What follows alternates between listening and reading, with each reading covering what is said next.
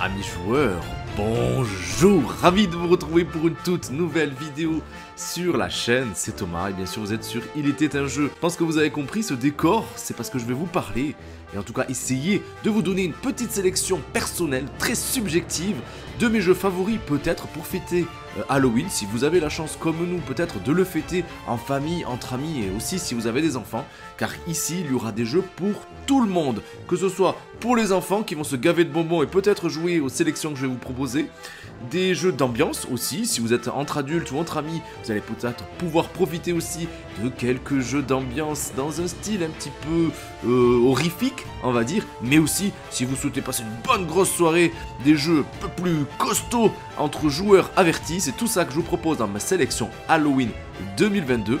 Installez-vous confortablement. C'est parti!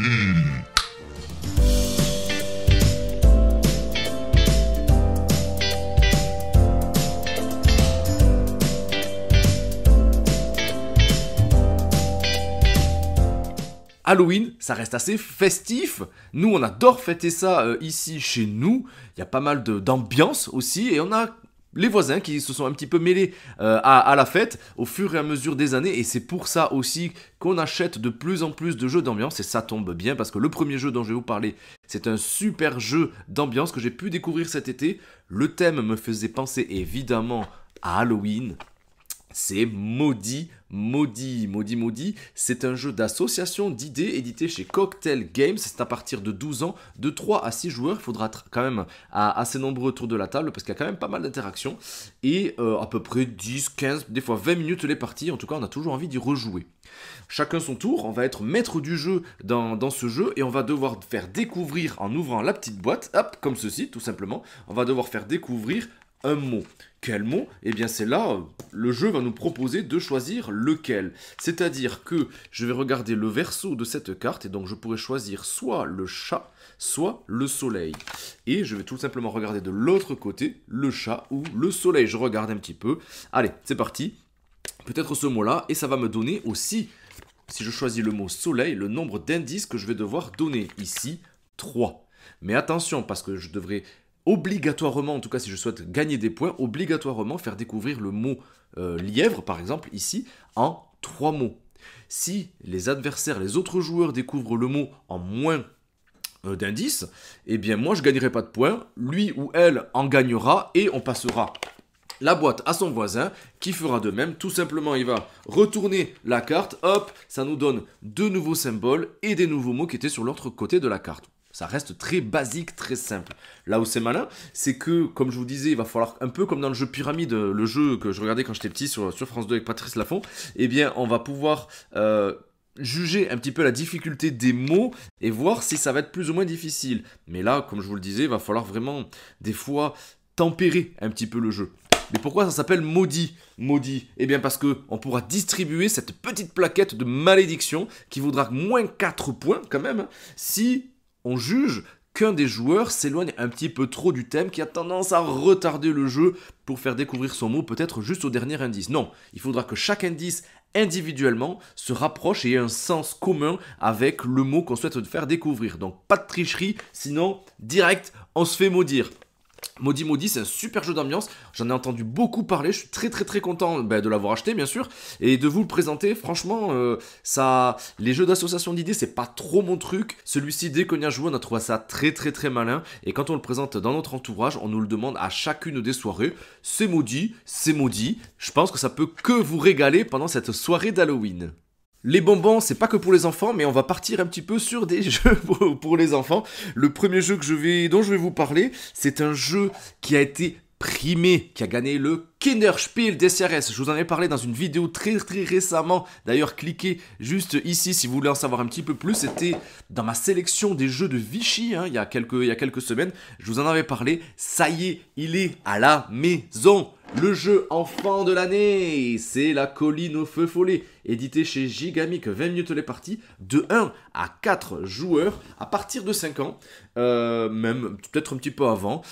Au-delà, même les adultes vont y prendre du plaisir avec des règles détournées, un petit peu plus festives, pour pas dire autre chose, parce que ce jeu s'y prête forcément. Comment ça se joue, La Colline au feu follet? Eh bien déjà, il y a un matériel qui est quand même assez conséquent, assez qualitatif. et comme le nom du jeu le suggère, la colline. C'est-à-dire que ça va être une petite pente. Sur cette piste-là, on va placer de manière définie des apprentis magiciens, mais aussi des sorcières. On a nos feux follets qui sont représentés par des billes de couleur, et ces billes de couleur, chacun notre tour, on va devoir en choisir une au hasard dans le petit pochon. À nous ensuite de discuter entre joueurs, parce que c'est un mode coopératif d'une certaine façon, mais il y a aussi un mode compétitif, et un mode aussi peut-être par équipe, en jouant chacun, une équipe jouant les apprentis sorciers, les apprentis magiciens, et l'autre jouant les sorcières. On va donc mettre une petite bille tout en haut du chemin qu'on souhaite, et forcément au début, ça va cogner sur un apprenti magicien. Peu importe, parce que ce magicien-là, on va devoir le déplacer le long du chemin, le long de la colline, finalement, dégringolant, sur la couleur, en tout cas sur le premier logo de la couleur du feu follet qu'on aurait choisi. Et on continue ainsi de suite, ce qui va faire que, eh bien peut-être qu'à un moment donné, on ne pourra plus faire dégringoler ni les sorcières, ni les apprentis magiciens, et c'est là que le jeu va peut-être prendre fin. Car selon la difficulté que vous aurez choisie, il faudra amener en tout cas plus d'apprentis magiciens vers leur maître tout en bas, leur maître vénéré, et si c'est les sorcières qui arrivent tout en bas avant la totalité, en tout cas 4 je crois dans la partie débutante des apprentis magiciens, et bien là ça sera perdu. Là où c'est super sympa, c'est que je pense que vous pouvez le décliner à toutes les coutumes, on va dire, de plein de façons différentes. Chacun va choisir son personnage. Si je te touche, bam, tu prends un truc, tu prends un gage, tu prends ce que tu veux. Bien, je pense que vous pourrez laisser votre imagination un petit peu déborder là-dessus et vous pourrez que vous régaler. En tout cas, je comprends qu'il ait gagné le Kinderspiel des SRS, encore une fois, le plus prestigieux prix des jeux enfants de l'année. C'est super, je peux que vous le recommander, en tout cas pour les fêtes de fin d'année aussi, je suis sûr que ça va faire un carton. Tiens, petite araignée, prends soin de mes petits jeux. Tiens, on va te mettre aussi maudit, hop là, juste au-dessus. Le troisième jeu dont je vais vous parler, c'est un petit coup de cœur. C'est un petit coup de cœur parce que c'est un nouvel auteur, on va dire, toulousain, que je pense que vous connaissez, c'est Baptiste du Passe-Temps, je suis sûr que vous le connaissez si vous passez par cette chaîne-là. Il a participé, en tout cas notamment, à faire des petits puzzles dont je ne parle pas ici. J'attends de quand même les fignoler, des puzzles énigmes avec Fanelia que j'adore aussi. Et là, il y a un jeu qui sort tout prochainement, ça sera le 4 novembre prochain, donc d'ici quelques jours, dans l'univers de Zombie Kids, du même éditeur de Scorpion Masqué, et je suis sûr que vous en avez déjà entendu parler, c'est Flashback, hein, c'est bien marqué en bas, hop, dans l'univers de Zombie Kids que vous êtes nombreux, je suis sûr, à avoir déjà découvert. Ici, c'est pas du tout le même délire. Ici, c'est une sorte de jeu d'enquête interactive où on va prendre part à une scène figée, à plusieurs scènes figées, avec plein d'enveloppes, avec des outils différents pour revenir peut-être sur les enquêtes au fur et à mesure. On va débloquer des choses. On reviendra sur les précédentes enquêtes pour voir, découvrir, je vous gâche pas la surprise, des nouvelles façons d'aborder en tout cas la scène. C'est juste génialissime. D'ailleurs, je vous laisse le lien en bas de la description, peut-être pour aller découvrir la première mission, en tout cas quelques petites cartes de la première mission, qui est interactive, qui est disponible sur internet gratuitement, hein. Il n'y a pas besoin de s'inscrire, etc. Et c'est ça aussi qui m'a donné envie de me procurer le jeu en avant-première. Je remercie d'ailleurs Scorpion Masqué pour m'avoir proposé cette boîte, de le tester et de vous le proposer très prochainement en review. C'est 30 minutes à peu près les parties, à partir de 7 ans, de 1 à 4 joueurs. Moi personnellement, je l'ai fait tout seul. J'ai fait l'intégralité de ces missions en solitaire. Qu'est-ce qu'il faut faire? On va débloquer au fur et à mesure des angles de vue par rapport à une scène figée. Comment on va faire? Ça reste excessivement simple, c'est-à-dire que les cartes vont nous proposer des numéros pour se mettre à la place d'un protagoniste, d'un personnage, et de voir comment la scène, lui, il la visualise par ses propres yeux. Donc, on va, d'une certaine façon, se mettre à la place des différents personnages de cette même scène. Au fur et à mesure, on va débloquer des nouvelles cartes, donc, et on va aussi débloquer des questions. On ne sait pas du tout où le jeu veut nous amener au début, et au fur et à mesure, il va y avoir des questions plus ou moins précises. Pourquoi il se passe ceci? Comment c'est arrivé? Pourquoi cet objet il est ici? Pourquoi il a disparu? Ça, c'est toute la découverte de ce jeu d'enquête. Pourquoi c'est juste trop bien? Mais déjà, l'univers, il est vraiment bien. Les zombies, mode horrifique, Halloween, je pouvais que vous en parler. D'ailleurs, je viens de voir, trop bien, il y a le petit QR code. Donc, si vous voulez découvrir, je vous laisse préparer peut-être vos smartphones. Si vous voulez aller regarder directement les règles, hop, je vous laisse peut-être scanner le QR code. Je ne sais pas si ça va faire la mise au point comme il faut, mais je vous laisse peut-être scanner ce QR code ou de faire freeze, hein. N'hésitez pas à mettre pause, peut-être pour aller le découvrir pendant que je vous explique tout ça. Parce que les dessins sont super enfantins, mais la scène imaginée, vous allez voir, au début vous allez vous dire quoi, c'est que ça, et puis boum, la scène elle prend vraiment une ampleur qu'on ne soupçonne pas au tout début. L'imagination, là on prend de la hauteur, on va sous terre aussi, il y a des petits endroits, des petits indices, ah ouais mais j'avais pas vu, et puis l'utilisation des différents outils qu'il y a dans la boîte, ça c'est juste génial, je m'y attendais absolument pas, on s'attend toujours à des surprises hein, quand il y a des petites enveloppes, mais on s'attendait pas à ça, c'est vraiment cool. Oula, les cartes elles se sont un peu disloquées, hop là il y a tout qui s'est un petit peu mélangé, il y a 3 enquêtes successives, et regardez, hop, il y a tout qui est rangé là-dedans. Donc je vous gâche pas la surprise, hein, j'ai tout rangé dans ces petites enveloppes, et ceci, ce sont tout, hop là, juste là, ça sera toutes ces petites cartes qu'on va débloquer au fur et à mesure pour nous demander de répondre à des questions. Flashback, c'est juste innovant, c'est une nouvelle approche dans les jeux d'enquête. À partir de 7 ans, je pense que c'est juste le bon âge pour pouvoir savourer ce genre de choses, d'avoir une perspective d'une scène donnée et de pouvoir un petit peu voguer selon nos soupçons, selon nos suppositions aussi par rapport aux questions qui seraient posées. Je peux que vous le recommander, ça sort le 4 novembre. Allez, foncez m'acheter ça parce que c'est vraiment trop bien. C'est innovant, c'est frais, ça fait plaisir de voir des jeux comme ça sortir. Les jeux coop, c'est pas trop mon truc. Je m'y essaie, j'aime pas, souvent j'aime pas. C'est difficile à décrire parce qu'en fait je prends parfois du plaisir quand même à faire des jeux coop. Quand il y a un effet leader, je me mets souvent en retrait, donc je subis un petit peu la partie. Et une fois qu'on a réussi, en tout cas l'aventure, la mission, le jeu auquel on est en train de jouer, eh bien j'ai difficilement envie de m'y replonger. C'est pour ça qu'il y a des nouveaux jeux qui sortent de plus en plus, des semi-coop. Faut coopérer, mais pas trop. Greux Games vient de sortir en ce début de mois un jeu qui est totalement dans cette ambiance horrifique, qui est une réédition d'un jeu, je sais plus trop d'ailleurs, dites-moi sur les réseaux, sur les commentaires si vous avez trouvé de quel jeu il est la réédition. Je veux vous parler de Lockdown. Lockdown, distribué par BlackRock, édité chez Greux Games. C'est à partir de 3 joueurs, je dirais voilà, 3 à 6 joueurs, 45 minutes les parties, à partir de 14 ans. C'est assez mature, il y a de la fourberie, il y a de la trahison, et c'est assez mature comme je vous disais. Pourquoi ? Parce que chacun des joueurs va incarner une famille de plusieurs personnages. En fonction du nombre de joueurs, il y aura des personnages qu'on devra mettre de côté. Ces personnages-là, ils ont chacun des attributs. Les parents, les enfants. Ouais, il y a des enfants. Et c'est en ça que c'est assez malaisant, je trouve. C'est d'ailleurs ce que je vous disais dans ma vidéo de Vichy, là, je vous reparle de ça, parce que je l'avais découvert à ce moment-là, il m'avait très intrigué, ce jeu. Semi-coop, parce qu'on va devoir coopérer, on est bloqué, c'est post-apocalyptique, on est bloqué dans un centre commercial, tous ensemble, tous les joueurs, on est tous au même endroit, chacun avec sa famille, chacun avec les adultes et avec les enfants. Chacun avec les mêmes attributs aussi. On va devoir coopérer pour essayer de survivre le plus longtemps possible. Il va y avoir un moment donné où il n'y aura plus qu'un seul survivant, qu'une seule famille, et le jeu prendra fin. Et je vous explique, il y a un petit twist en plus par rapport à cette fin-là, avec plusieurs choses. Restez connectés, restez sur cette vidéo.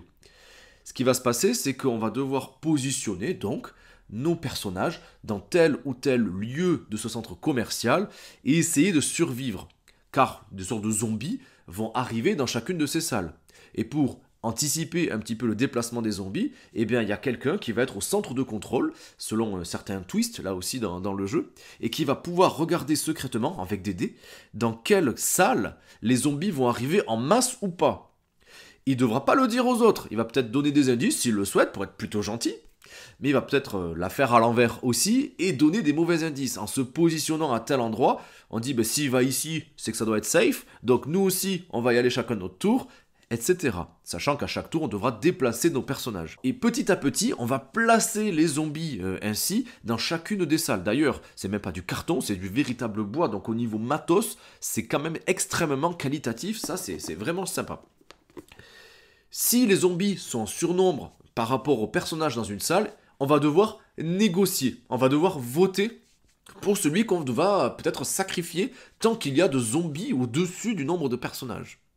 Et c'est là que le jeu va devenir semi-coop. Parce que bien sûr, il y aura des objets à utiliser, bien sûr, il y aura des rations, des choses qui vont éliminer des zombies, des choses qui vont nous permettre d'être immunisés, etc. Bon, ça, je vous gâche pas la surprise aussi, il y a quand même un petit paquet de cartes qu'on va pouvoir récupérer. Une fois qu'ils sont morts, les personnages, ils sont morts. Et si on ne joue plus, ben on ne joue plus. Mais il y a ce système de vote qui est quand même assez fourbe. Vraiment, il y a quelque chose d'assez taquin. Hein, on va essayer de se vendre, mais pas trop, pour tenter au dernier coup d'être le dernier survivant. Bref, c'est un jeu d'ambiance semi-coop, dans une ambiance, on va dire, horrifique, mais ça rigole quand même autour de la table. Et le petit twist dont je vous parlais, c'est qu'à la fin, en fonction de la famille qui gagne, en fonction surtout des personnages qui seraient encore vivants à la fin de la partie, eh bien on va avoir une sorte d'épilogue qui va nous dire, en quelques mots sur une petite carte, très bien écrit d'ailleurs, la mise en place, si on le souhaite, pour la partie d'après. Les capacités qui seront disponibles ou pas. Et donc ça remet un petit peu de rejouabilité, ce que je reproche parfois aux jeux coopératifs, et c'est en ça aussi que ça donne envie quand même d'y retourner avec une configuration différente, peut-être avec d'autres personnes aussi, et les gens qui ne connaîtraient pas le jeu, qui ne seraient pas rentrés dans la partie précédente, eh bien ils vont découvrir le jeu avec des règles qui seraient quasi uniques, parce qu'il y a quand même quelques petites cartes, il y en a quand même une vingtaine je crois. Donc c'est en ça que c'est quand même plutôt sympa. Le fait, 14 ans, c'est parce que on va devoir négocier pour se laisser des enfants se faire bouffer, entre guillemets. Donc voilà, si vous aimez les jeux semi-coop et que vous voulez vous poiler pendant vos soirées d'hiver, franchement, Lockdown, c'est vraiment trop bon. Et si on continuait dans le style un petit peu coop, même si celui-ci peut être joué à deux, c'était un gros coup de cœur là aussi de Vichy, ça y est, il est sorti il y a quelques jours, il y a même quelques heures, j'ai envie de dire, au moment où je tourne cette vidéo, parce qu'il est sorti le 28 octobre dernier. C'est un jeu d'enquête, audio, et c'est juste trop bien. Enfin, j'ai envie de dire, enfin un jeu qui fait pas de publicité mensongère. On vous promet un jeu d'enquête audio, on est vraiment dans un jeu d'enquête audio. Et ce jeu, bien évidemment que c'est Trax, édité chez Kif Édition. Ils nous disent de 1 à 6 joueurs, mais vous faites comme vous voulez. Moi, je le joue à 1, 2, voire même à 3. C'est à peu près 25 minutes chaque enquête. En tout cas, au début, il y en a une quinzaine. Hein. Au début, c'est plutôt rapide. Après, il y a des petits twists. Je ne vais pas vous gâcher la surprise là non plus. Et c'est juste trop bien. On a une map géante, Siren Bay, je crois que ça s'appelle. Et on est des enquêteurs, on va dire, de la SBAB, S-B-A-B. Petite carte qui nous met un petit peu dans l'ambiance. On lance l'application gratuite qu'il faudra télécharger bien évidemment. Et on va écouter tout ce qui se passe. Le personnage, est-ce qu'il s'est fait enlever? Est-ce que c'est un trafic de drogue? Est-ce que c'est du kidnapping? Est-ce que c'est un meurtre? Je sais pas. Voilà, c'est en ça aussi que c'est assez mature. Et les dialogues sont vraiment très matures. C'est pas un gnangnan comme on pourrait le voir dans d'autres jeux. Là, c'est très véridique. Je trouve que le jeu d'acteur est vraiment très pointu et c'est assez véritable, et on s'y retrouve notamment quand il y a des conversations téléphoniques, etc. Le langage qui est utilisé, que ce soit des ados, des adultes, des gangsters, etc. en fonction de la classe sociale, je trouve que c'est très représentatif et c'est vraiment bien fichu. On est vraiment dans l'ambiance, on a une certaine pas peur, mais on est sous pression un petit peu.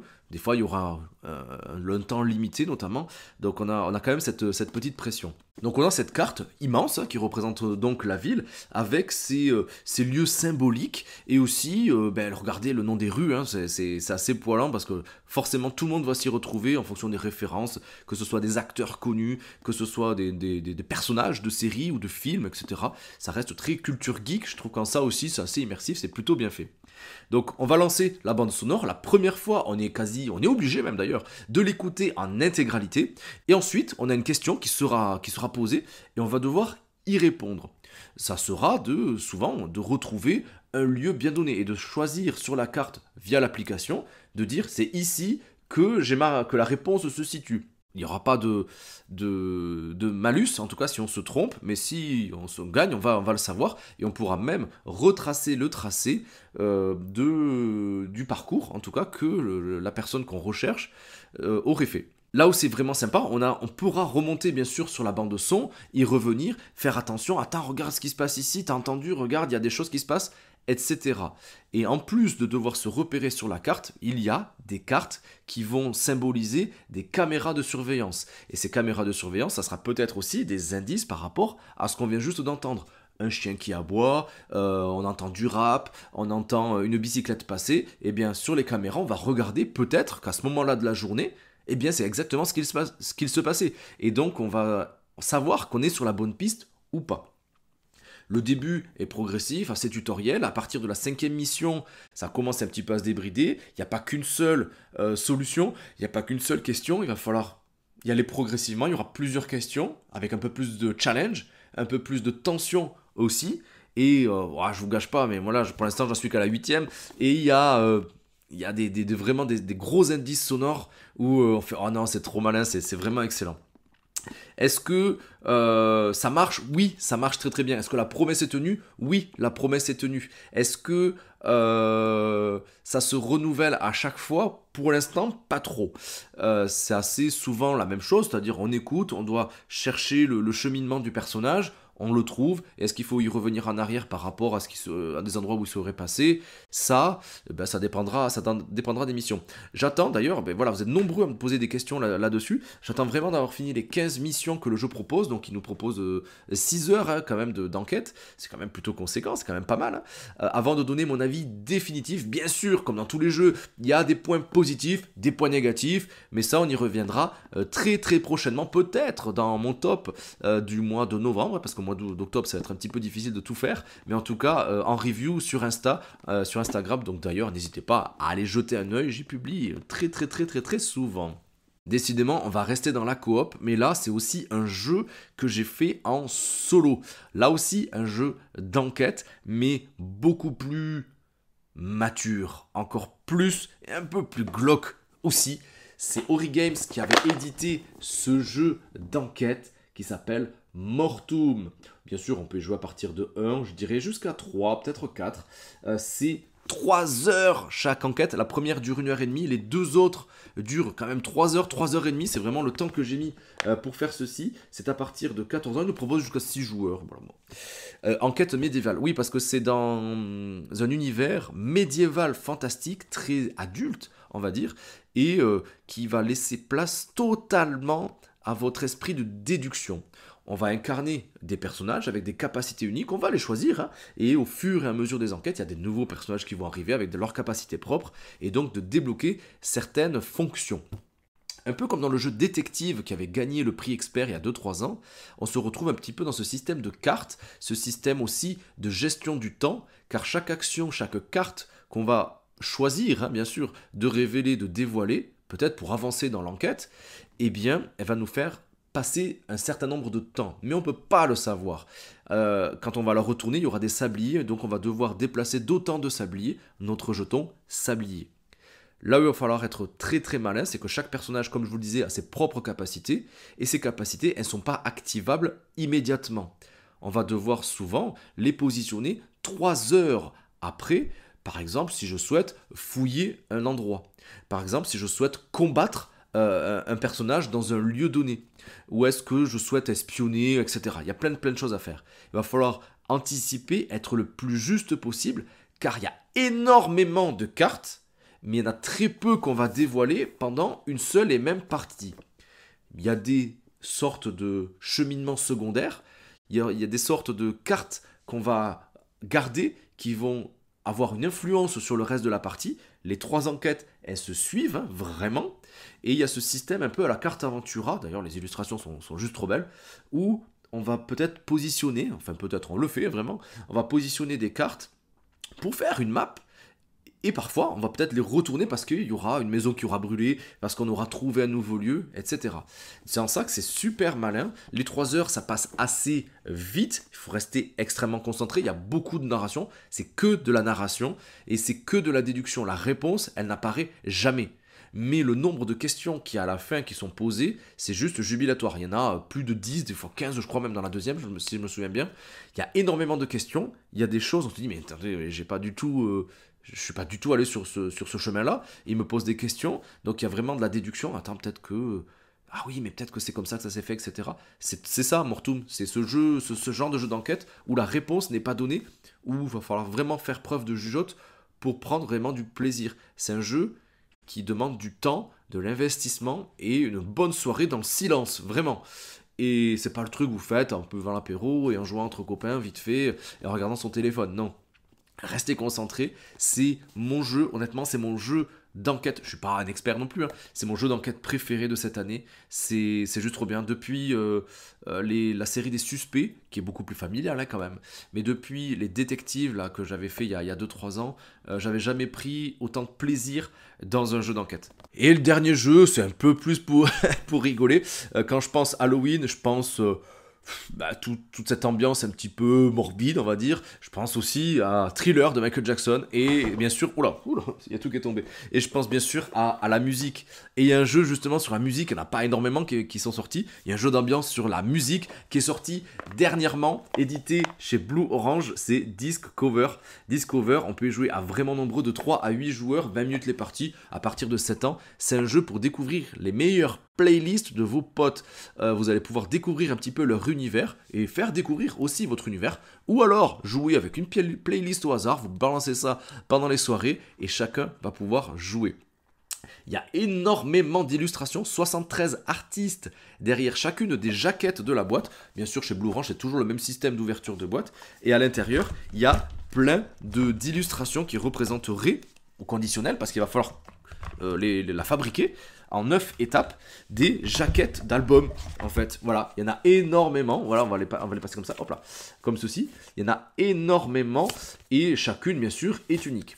On va en positionner 4 en début de partie, et on va devoir, selon un système de vote, voter tous ensemble pour la jaquette qui représenterait le mieux la musique qu'on est en train d'écouter. La playlist, comme je vous disais, vous choisissez, chacun va choisir son tour. Ça, c'est à vous de voir. Et on va chacun voter avec un petit système de roues pour la jaquette qu'on pense représenter le mieux la musique qu'on est en train d'écouter. Et là, en fonction de votre accord, le jeu va vous dire si vous êtes dans la cacophonie ou bien si vous êtes en harmonie parfaite, un accord parfait. Là où le jeu est très sympa, moi j'ai fait une sorte de variante, je vous l'avais expliqué un petit peu sur les réseaux aussi, où le fait de... Nous, en tant que joueur actif, on va choisir une jaquette secrètement et les autres vont essayer de retrouver la jaquette à laquelle on pense. Je gagnerai des points s'ils le trouvent et ceux qui seraient majoritaires gagneraient des points. Bon, ça c'est une petite règle maison que j'ai fait. C'est comme ça que je préfère, plutôt que la totale coop, il n'y a pas trop d'objectifs je trouve en général. Mais c'est le jeu s'y prête très très bien. Et on continue comme ça sur 9 musiques consécutives et à la fin ça constituera, vous mettez les 9 jaquettes à côté, ça fera un carré et une sorte de vinyle hein, finalement, de protection de vinyle, et c'est juste voilà, c'est un bon jeu d'ambiance et c'est en ça aussi je voulais vous en parler parce qu'on n'entend pas trop parler et je trouve que c'est vraiment plutôt sympa et les illustrations elles valent totalement le détour. C'était Disc Cover. Et bien voilà les amis, j'espère que cette vidéo vous aura plu. N'hésitez pas à me le dire en commentaire, peut-être aussi de partager votre sélection des jeux d'Halloween, les jeux qui s'y prêteraient parfaitement en cette occasion. J'attends bien sûr des pouces si vous avez aimé, j'attends des commentaires bien sûr, abonnez-vous si ça n'a pas déjà été fait et je vous laisse, hop là, avec ceci, les sélections, le catalogue de vidéos avec les dernières vidéos que je vous ai proposées sur la chaîne ces dernières semaines. Vous êtes de plus en plus nombreux, ça fait extrêmement plaisir. Merci encore de votre fidélité. Et je vous dis à très très vite sur Il était un jeu. Ciao les amis.